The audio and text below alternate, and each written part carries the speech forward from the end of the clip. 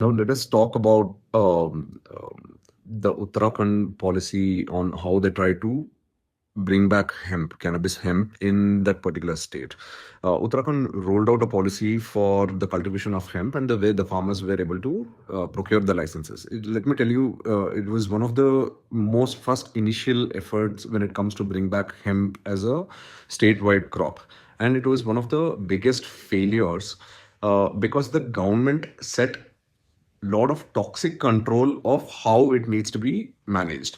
First of all, the any cannabis plant that is grown or the for hemp or for the fibers or the for the seeds, it needs to contain THC levels below 0.3%. They want to clearly separate the medicinal and industrial varieties, but they want to take the American way of or the European way of trying to reduce the amount of THC that is being produced in the flower.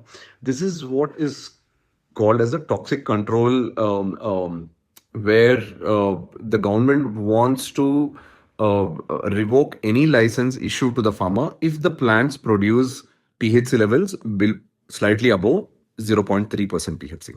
Now, if you are a farmer in Uttarakhand, you are trying to use this government new policy to cultivate hemp for the supply of any kind of industry who wants the fibers or the seeds or the leaves, whatever it is.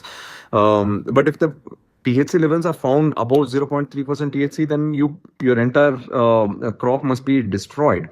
Now, why would the farmer take any risk of taking 4 months out of his life, which could be his only source of income, to take that risk? Because the amount of THC to be produced cannot be guaranteed to be less than 0.3% THC. Even if it is 0.7 or 1% THC, the whole thing is going to be snatched away from the farmer. So these kind of policies are being exercised, and the Uttarakhand state government saw a massive failure when it comes to promoting the cultivation of cannabis hemp within that particular state.